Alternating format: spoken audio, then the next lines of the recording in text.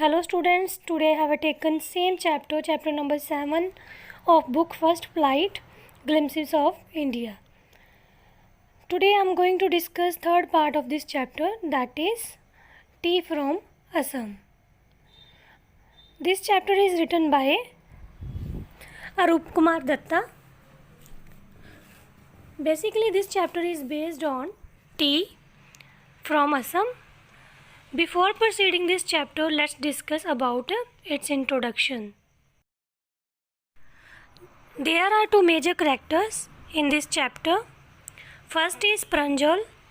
Pranjal is a small youngster boy who lived in Assam. He has one classmate, that is Rajveer. Rajveer is his classmate. Both are studied in Delhi school. Pranjal's father is a manager of tea garden in Upper Assam. Pranjal has invited Rajveer to visit his home during the summer vacation. Pranjal and Rajveer दोनों की सीगे classmate सीगे एक दूजे दे। Pranjal summer vacation ਦੇ ਵਿੱਚ ਆਪਣੇ ਘਰ ਆ ਰਿਹਾ ਸੀ, ਜਿਸ ਕਰਕੇ ਉਹਨੇ ਇਨਵਾਈਟ ਕੀਤਾ ਆਪਣੇ ਫਰੈਂਡ ਨੂੰ, ਰਾਜਵੀਰ ਨੂੰ, ਕਾਹਦੇ ਵਾਸਤੇ? ਉਹਦੇ ਘਰ ਜਾਣ ਵਾਸਤੇ। ਇਸ ਲਈ ਦੋਨੋਂ ਫਰੈਂਡਸ ਜਿਹੜੇ ਆ ਦਿੱਲੀ ਦੇ ਆਪਣੇ ਸਕੂਲ ਤੋਂ ਵਕੇਸ਼ਨਸ ਦੇ ਵਿੱਚ ਕਿੱਥੇ ਆ ਰਹੇ ਨੇ? ਅਸਮ ਦੇ ਵਿੱਚ ਆ ਰਹੇ ਨੇ। ਅਸਮ ਦੇ ਵਿੱਚ ਜਿਹੜਾ ਰਾਜਵੀਰ ਆ ਉਹ ਪਹਿਲੀ ਵਾਰ ਆ ਰਿਹਾ ਵਾ, ਔਰ ਰਾਜਵੀਰ ਦੇ ਕਰੈਕਟਰ ਦੇ ਵਿੱਚ ਇੱਕ ਕੁਆਲਿਟੀ ਜਿਹੜੀ ਉਹ ਦਿਖਾਈ ਦਿੰਦੀ ਹੈ ਕਿ ਰਾਜਵੀਰ ਜਦ ਵੀ ਕਿਤੇ ਜਾਂਦਾ ਸੀ ਜਾਂ ਜਦ ਵੀ ਉਹਨੇ ਕੋਈ ਨਵੀਂ ਚੀਜ਼ ਸਿੱਖਣੀ ਹੁੰਦੀ ਸੀ, ਉਹਦੇ ਨਾਲ ਰਿਲੇਟਡ ਉਹਦੀ ਜਿਹੜੀ ਮਨ ਦੇ ਵਿੱਚ ਕਿਉਰਿਓਸਿਟੀ ਸੀ ਉਹ ਬਹੁਤ ਜ਼ਿਆਦਾ ਵੱਧ ਜਾਂਦੀ ਸੀ। ਉਸ ਚੀਜ਼ ਦੇ ਬਾਰੇ ਦੇ ਵਿੱਚ ਉਹ ਵੱਧ ਤੋਂ ਵੱਧ ਜਾਣਨਾ ਚਾਹੁੰਦਾ ਸੀ।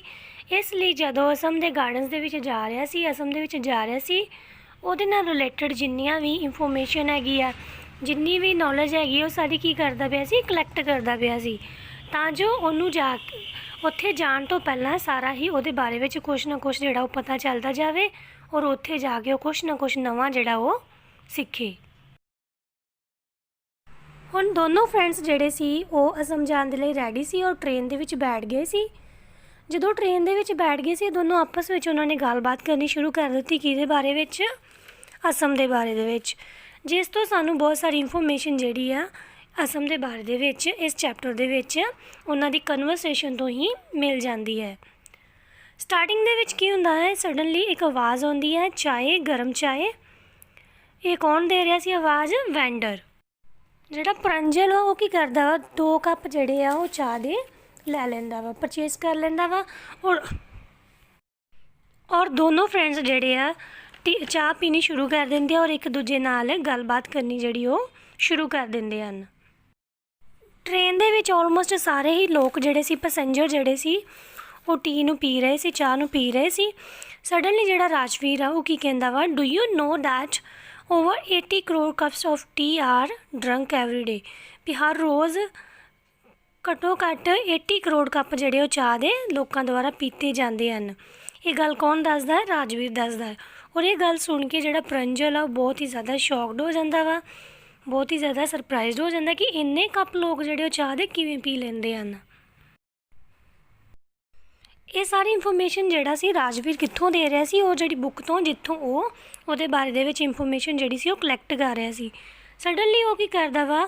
ਰਾਜਵੀਰ ਵਿੰਡੋ ਦੇ ਬਾਹਰ ਆਊਟਸਾਈਡ ਵੱਲ ਦੇਖਦਾ ਵਾ, ਉਹ ਬਹੁਤ ਹੀ ਜ਼ਿਆਦਾ ਸ਼ੌਕਡ ਹੋ ਜਾਂਦਾ ਵਾ, ਕਿਉਂਕਿ ਉਹਨੇ ਇੰਨੀ ਸੋਹਣੀ ਬਿਊਟੀਫੁਲ ਸੀਨਰੀ ਮੀਨਸ ਕਿ ਇੰਨੇ ਵਧੀਆ ਅਸਮ ਦੇ ਗਾਰਡਨ ਜਿਹੜੇ ਸੀ ਉਹਨੇ ਕਦੀ ਵੀ ਆਪਣੀ ਜ਼ਿੰਦਗੀ ਦੇ ਵਿੱਚ ਦੇਖੇ ਨਹੀਂ ਸੀ।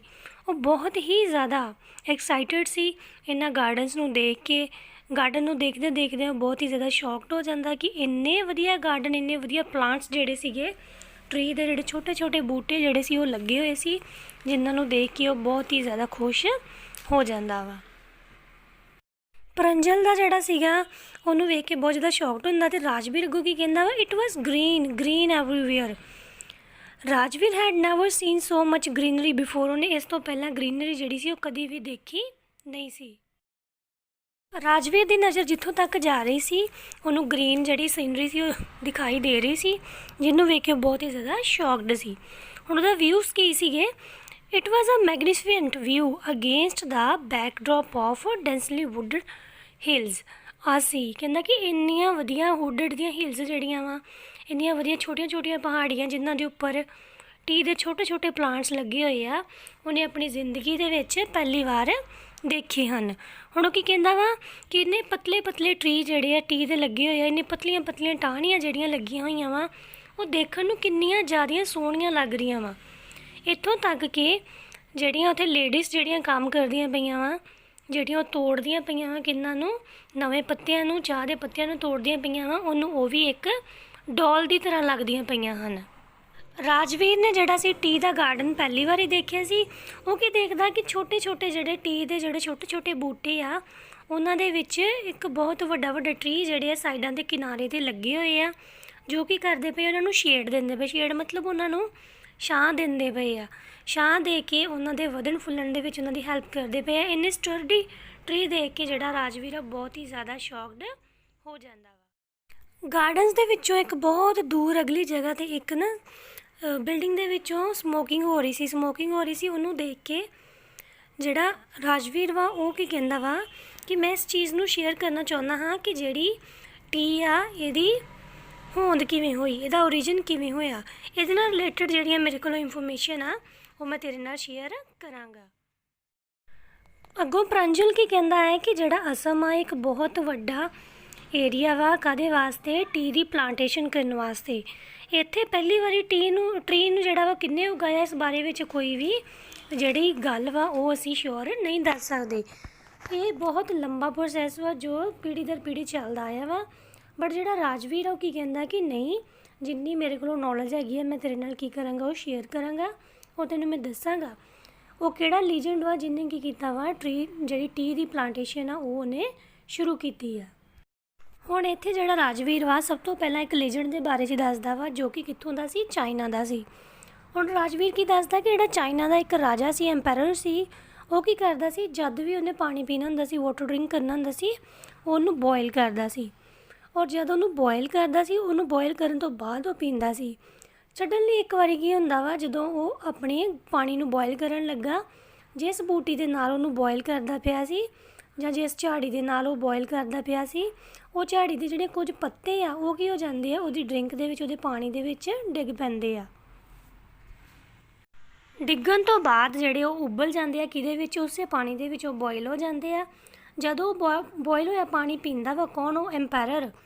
ਉਹ ਕੀ ਦੇਖਦਾ ਕਿ ਇਹਦਾ ਜਿਹੜਾ ਟੇਸਟ ਸੀਗਾ ਪਾਣੀ ਦਾ ਉਹ ਬਿਲਕੁਲ ਹੀ ਚੇਂਜ ਹੋ ਗਿਆ ਸੀ, ਉਹ ਬਹੁਤ ਹੀ ਜ਼ਿਆਦਾ ਟੇਸਟੀ ਹੋ ਗਿਆ ਸੀ, ਜਿਹਨੂੰ ਪੀਣ ਤੋਂ ਬਾਅਦ ਕੀ ਹੋਇਆ, ਪਹਿਲੀ ਵਾਰੀ ਜਿਹੜੀ ਟੀ ਆ ਉਹਦੀ ਖੋਜ ਹੋਈ। ਹੁਣ ਇਹ ਗੱਲ ਸੁਣ ਕੇ ਜਿਹੜਾ ਪ੍ਰਾਂਜਲ ਆ ਬਹੁਤ ਹੀ ਉੱਚੀ ਉੱਚੀ ਹੱਸਦਾ ਵਾ, ਕਹਿੰਦਾ ਕਿ ਇਹ ਇੱਕ ਬਹੁਤ ਵਧੀਆ ਤਰੀਕਾ ਵਾ ਇਹ ਦੱਸਣ ਵਾਸਤੇ ਕਿ ਟੀ ਜਿਹੜੀ ਉਹ ਕਿੰਨੇ ਹੋਂਦ ਵਿੱਚ ਲਿਆਂਦੀ ਆ। ਹੁਣ ਜਿਹੜਾ ਪ੍ਰਾਂਜਲ ਵਾ ਉਹ ਮਜ਼ਾਕ ਉਡਾਉਂਦਾ ਪਿਆ ਸੀ ਰਾਜਵੀਰ ਦਾ, ਔਰ ਮਜ਼ਾਕ ਉਡਾਉਂਦਾ ਕਹਿੰਦਾ ਕਿ ਚਾਈਨਾ ਤੋਂ ਇਲਾਵਾ ਵੀ ਹੋਰ ਕੋਈ ਲੀਜੈਂਡ ਹੈਗਾ ਵਾ ਜਿਹਨੇ ਕੀ ਕੀਤਾ ਹੋਵੇ, ਟੀ ਦੀ ਖੋਜ ਕੀਤੀ ਹੋਵੇ। ਹੁਣ ਜਿਹੜਾ ਰਾਜਵੀਰ ਆ ਉਹ ਆਪਣੀ ਗੱਲ ਨੂੰ ਅੱਗੇ ਐਡ ਕਰਦਾ ਹੋਇਆ ਦੱਸਦਾ ਕਿ ਹਾਂ, ਇੰਡੀਆ ਦੇ ਵਿੱਚ ਵੀ ਇੱਕ ਬੁੱਧ ਧਰਮ ਦੇ ਬੁੱਧ ਗੁਰੂ ਹੋਏ ਆ, ਸੰਤ ਹੋਏ ਆ, ਜਿਨ੍ਹਾਂ ਨੇ ਕੀ ਕੀਤਾ ਸੀ, ਇੰਡੀਆ ਦੇ ਵਿੱਚ ਪਹਿਲੀ ਵਾਰੀ ਚਾਹ ਦੀ ਖੋਜ ਕੀਤੀ ਸੀ। ਹੁਣ ਉਹ ਕਿਵੇਂ ਕੀਤੀ ਸੀ ਇਸ ਬਾਰੇ 'ਚ ਉਹ ਦੱਸਦਾ ਵਾ ਕਿ ਇੱਕ ਵਾਰੀ ਜਿਹੜੇ ਮਹਾਤਮਾ ਬੁੱਧ ਸੀਗੇ ਉਹ ਕੀ ਕਰਦੇ ਪਏ ਸੀ, ਆਪਣੀ ਮੈਡੀਟੇਸ਼ਨ ਕਰਦੇ ਪਏ ਸੀ। ਮੈਡੀਟੇਸ਼ਨ ਕਰਦਿਆਂ ਉਹਨਾਂ ਦੀਆਂ ਜਿਹੜੀਆਂ ਆਈਲੈਟਸ ਵਾ, ਅੱਖਾਂ ਦੀਆਂ ਜਿਹੜੀਆਂ ਪਲਕਾਂ ਵਾ, ਉਹ ਕੀ ਹੋ ਰਹੀਆਂ ਸੀ, ਉਹਨਾਂ ਦੇ ਅੱਖਾਂ ਦੇ ਵਿੱਚ ਆ ਰਹੀਆਂ ਸੀ। ਜਦ ਉਹ ਪਲਕਾਂ ਜਿਹੜੀਆਂ ਸੀ, ਆਈਲੈਟਸ ਜਿਹੜੀਆਂ ਸੀ ਉਹ ਡਿਸਟਰਬ ਕਰਦੀਆਂ ਪਈਆਂ ਸੀ ਕਿਹਨਾਂ ਨੂੰ, ਮਹਾਤਮਾ ਬੁੱਧ ਨੂੰ। ਉਹ ਕੀ ਕਰ ਦਿੰਦੇ ਆ, ਉਹਨਾਂ ਆਈਲੈਟਸ ਨੂੰ ਕੱਟ ਕੇ ਨੀਚੇ ਸੁੱਟ ਦਿੰਦੇ ਆ, ਔਰ ਜਦੋਂ ਸੁੱਟ ਦਿੰਦੇ ਆ ਉਸ ਤੋਂ ਬਾਅਦ ਮਹਾਤਮਾ ਬੁੱਧ ਦੀ ਜਿਹੜੀ ਮੈਡੀਟੇਸ਼ਨ ਆ ਉਹ ਪ੍ਰੋਪਰ ਹੋ ਜਾਂਦੀ ਆ। ਔਰ ਉਹ ਜਿਹੜੀਆਂ ਕੱਟੀਆਂ ਹੋਈਆਂ ਆਈਲੈਟਸ ਸੀਗੀਆਂ ਜਿੱਥੇ ਡਿੱਗਦੀਆਂ ਵਾ, ਉੱਥੇ ਉਸ ਜਗ੍ਹਾ 'ਤੇ ਛੋਟੇ ਛੋਟੇ ਪਲਾਂਟਸ ਜਿਹੜੇ ਆ ਉੱਗ ਜਾਂਦੇ ਆ, ਛੋਟੇ ਛੋਟੇ ਪੱਤੇ ਜਿਹੜੇ ਉੱਗ ਜਾਂਦੇ ਆ, ਕਾਫੀ ਮਾਤਰਾ 'ਚ ਉੱਗਦੇ ਆ, 8-10 ਪੱਤੇ ਉੱਗ ਜਾਂਦੇ ਆ, ਜਿਨ੍ਹਾਂ ਤੋਂ ਛੋਟੇ ਛੋਟੇ ਪਲਾਂਟ ਬਣਦੇ ਆ। ਪਲਾਂਟ ਬਣਨ ਤੋਂ ਬਾਅਦ ਉਹ ਜਿਹੜੇ ਆ ਕੱਦ 'ਚ ਚੇਂਜ ਹੋ ਜਾਂਦੇ ਆ, ਟਰੀ ਦਾ ਜਿਹੜਾ ਵਾ ਉਹ ਪਲਾਂਟ ਬਣ ਜਾਂਦਾ ਵਾ। ਔਰ ਲੋਕ ਕੀ ਕਰਦੇ ਆ, ਉਹਨਾਂ ਨੂੰ ਜਦੋਂ ਉਬਾਲ ਕੇ ਪੀਂਦੇ ਸੀ ਅਤੇ ਜਿਹੜੀ ਉਹਨਾਂ ਦੀ ਨੀਂਦ ਜਿਹੜੀ ਸੀ ਉਹ ਉੱਡ ਜਾਂਦੀ ਸੀ। ਮਤਲਬ ਇਹ ਪਲਾਂਟ ਕਾਹਦੇ ਵਾਸਤੇ ਉਗਾਇਆ ਗਿਆ ਸੀ ਪਹਿਲੀ ਵਾਰੀ, ਆਪਣੀ ਜਿਹੜੀ ਡਿਸਟਰਬੈਂਸ ਨੂੰ ਦੂਰ ਕਰਨ ਵਾਸਤੇ, ਨੀਂਦ ਨੂੰ ਉਡਾਉਣ ਵਾਸਤੇ। ਜਿਵੇਂ ਕਿ ਮਹਾਤਮਾ ਬੁੱਧ ਨੇ ਕੀ ਕੀਤਾ ਸੀ, ਆਪਣੀ ਮੈਡੀਟੇਸ਼ਨ ਨੂੰ ਪੂਰੀ ਕਰਨ ਵਾਸਤੇ ਉਹਨੂੰ ਆਪਣੀਆਂ ਆਈਲੈਟਸ ਨੂੰ ਸੁੱਟ ਦਿੱਤਾ ਸੀ। ਇਵੇਂ ਹੀ ਜਿਹੜਾ ਪਲਾਂਟ ਵਾ ਉਹ ਕਾਹਦੇ ਵਾਸਤੇ ਉਗਾਇਆ ਗਿਆ ਸੀ ਪਹਿਲੀ ਵਾਰੀ, ਨੀਂਦ ਨੂੰ ਉਡਾਉਣ ਵਾਸਤੇ, ਜਿਸ ਤੋਂ ਇਹ ਕੀ ਬਣਿਆ, ਟੀ ਦਾ ਪਲਾਂਟ ਬਣਿਆ। ਇਸ ਤੋਂ ਇਲਾਵਾ ਰਾਜਵੀਰ ਜਿਹੜਾ ਵਾ ਉਹ ਤੀਸਰੇ ਲੀਜੈਂਡ ਦੇ ਬਾਰੇ 'ਚ ਦੱਸਦਾ ਕਿ ਹੋ ਸਕਦਾ ਵਾ ਕਿ ਜਿਹੜੀ ਟੀ ਆ ਉਹ ਪਹਿਲੀ ਵਾਰੀ ਚਾਈਨਾ 'ਚ ਹੀ ਬਣੀ ਹੋਵੇ। ਉਹ ਕਹਿੰਦਾ ਕਿ ਚਾਈਨਾ ਜਿਹੜਾ ਵਰਡ ਵਾ ਇਹ ਕਿੱਥੋਂ ਓਰੀਜਨੇਟ ਹੋਇਆ ਵਾ ਚਾਈਨਾ ਦੇ ਵਿੱਚੋਂ ਹੋਇਆ ਵਾ। ਇਸ ਲਈ ਪੋਸੀਬਲ ਹੋ ਸਕਦਾ ਕਿ ਜਿਹੜੀ ਚਾਹ ਵਾ ਇਹ ਚਾਈਨਾ ਦੇ ਵਿੱਚ ਹੀ ਬਣੀ ਹੋਵੇ, ਉੱਥੋਂ ਦੇ ਲੋਕਾਂ ਨੇ ਹੀ ਇਸ ਚੀਜ਼ ਦੀ ਖੋਜ ਕੀਤੀ ਹੋਵੇ।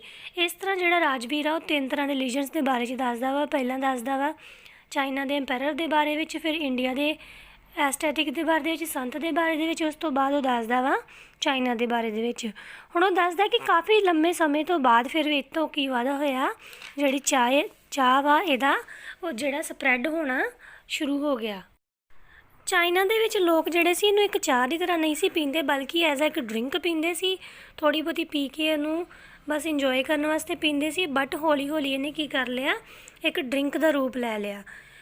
ਔਰ ਯੂਰਪ ਦੇ ਵਿੱਚ ਜਿਹੜੀ ਚਾਹ ਸੀਗੀ ਉਹ ਕਾਫੀ ਲੇਟ ਹੋਣ ਦੇ ਵਿੱਚ ਆਈ, 16th ਸੈਂਚੁਰੀ ਦੇ ਵਿੱਚ ਹੋਂਦ ਵਿੱਚ ਆਈ। ਉਸ ਤੋਂ ਪਹਿਲਾਂ ਇਹਨੂੰ ਐਜ਼ ਅ ਮੈਡੀਸਿਨ ਲਿਆ ਜਾਂਦਾ ਸੀ। ਇੰਨੀ ਕਨਵਰਸੇਸ਼ਨ ਕਰਦੇ ਕਰਦੇ ਦੋਨੋਂ ਪਹੁੰਚ ਜਾਂਦੇ ਆ ਕਿੱਥੇ, ਮਿਰਨਾਲੀ ਜੰਕਸ਼ਨਸ ਦੇ ਵਿੱਚ। ਉੱਥੇ ਉਹਨਾਂ ਦੇ ਜਿਹੜਾ ਪ੍ਰੰਜਲ ਦੇ ਪੇਰੈਂਟਸ ਸੀਗੇ ਉਹਨੂੰ ਲੈਣ ਵਾਸਤੇ ਆ ਜਾਂਦੇ ਆ। ਔਰ ਰਸਤੇ ਦੇ ਵਿੱਚ ਉਹ ਕੀ ਕਰਦੇ ਆ, ਆਪਣੇ ਗੱਡੀ ਦੇ ਵਿੱਚ ਬੈਠ ਜਾਂਦੇ ਆ। ਔਰ ਜਦੋਂ ਗੱਡੀ 'ਚ ਬੈਠਦੇ ਆ ਰਸਤੇ ਦੇ ਵਿੱਚ ਗਾਰਡਨਸ ਨੂੰ ਦੇਖਦੇ ਜਾਂਦੇ ਆ। ਰਾਜਵੀਰ ਨੇ ਇੰਨੀ ਜ਼ਿਆਦਾ ਕੋਲੋਂ ਦੀ ਜਿਹੜੀ ਟੀ ਦੀ ਸਟੇਟ ਸੀ ਉਹ ਪਹਿਲੀ ਵਾਰੀ ਦੇਖੀ ਸੀ ਉਹਨੇ। ਔਰ ਉਹ ਇਸ ਸਟੇਟ ਨੂੰ ਇੰਨੀ ਕੋਲੋਂ ਦੀ ਦੇਖ ਕੇ ਬਹੁਤ ਹੀ ਜ਼ਿਆਦਾ ਖੁਸ਼ ਹੁੰਦਾ ਵਾ। ਉਹ ਦੇਖਦਾ ਕਿ ਸਾਰੇ ਹੀ ਟੀ ਦੇ ਪਲਾਂਟਸ ਦੀ ਜਿਹੜੀ ਹਾਈਟ ਸੀਗੀ ਉਹ ਇਕੁਅਲ ਸੀ।